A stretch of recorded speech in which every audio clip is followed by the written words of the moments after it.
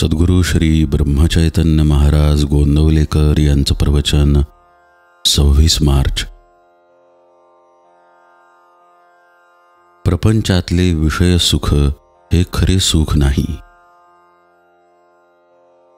मनुष्य जगात कितीही मोठा असला तरी त्याच्या प्रपंचात काहीतरी न्यून असतेच। न्यूनता नाही असा प्रपंचच नाही। एखादा प्रापंचिक माझा प्रपंच पूर्ण आहे म्हणून सांगणारा भेटेल, परंतु चालले आहे असेच चालावे यात कमी तर नाही ना कधी पडणार अशी त्याला काळजी असतेच। म्हणजे त्याला खरे सुख असे नसतेच। एखादा अत्यंत विषयी त्याला कदाचित काळजी नसेल। दारूच्या धुंदीत असणाऱ्याला राजाचीही पर्वा नसते, वस्त्राचीही शुद्ध नसते आणि तो आपल्याच धुंदीत आनंदात असतो। पण हे सर्व त्याची धुंदी उतरली नाही तोपर्यंतच। विषयातले सुख परावलंबी विषयांवर अवलंबून असते। विषय हे नश्वर आपल्यापासून कधीतरी जाणार, निदान आपल्याला तरी त्यांच्यापासून एक दिवस जावे लागणार। दुसरी गोष्ट म्हणजे विषयाचे सुख इंद्रियाधीन असते। इंद्रिय विकल झाली म्हणजे सुख कसे मिळणार? उद्या आपण मरणार हे समजले की कोणते विषय आपल्याला सुख देतील? सारांश, विषयात सुख नाही। जे सुख होतेसे वाटते ते आपल्यातच असते आणि ते विषयापासून मिळते अशी आपली फसवणूक मात्र होते। तर मग सुख कशात आहे? पुष्कळ वस्तू पुष्कळ मिळाल्या तर पुष्कळ सुख मिळते हा भ्रम आहे। खरे किंवा पुष्कळ सुख म्हणजे कायमचे सनातन सुख होय।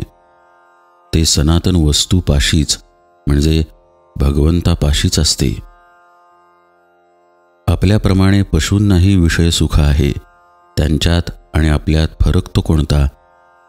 मी कोण, कशासाठी आलो असा विचार करणे याला सारासार विचार म्हणतात। प्रपंचातही आपण विचार करतोच। कशात आपला फायदा आहे, कशात आपला तोटा आहे हे बघतो।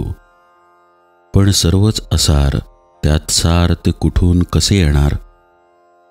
असलेल्या परिस्थितीत आपण समाधान मानत नाही, त्याहून अधिक सुखाच्या स्थितीची इच्छा धरतो। देवाची भक्ती करणे, संतांकडे जाणे हे सुद्धा विषय मिळवण्याकरता आपण करतो। मग आपली ही सेवा भक्ती विषयांची झाली का संतांची?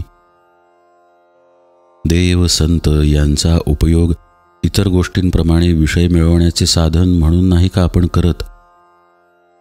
मांजर आडवे गेले की आपले काम होणार नाही ही भगवंताची सूचना आहे असे समजून आपण परत फिरतो। पण एक बायको मेली की दुसरी करण्याच्या विचाराला लागतो। सारांश, आपले ध्येयच विषय हे असते आणि ते मिळवण्याची आपली खटपट असते। खरोखर जो मनुष्य प्रपंचातला आपला अनुभव जमेस धरत नाही तो कशानेच शहाणा होत नाही। प्रपंचात सुखी होणे म्हणजे भगवंताचे होणे होय।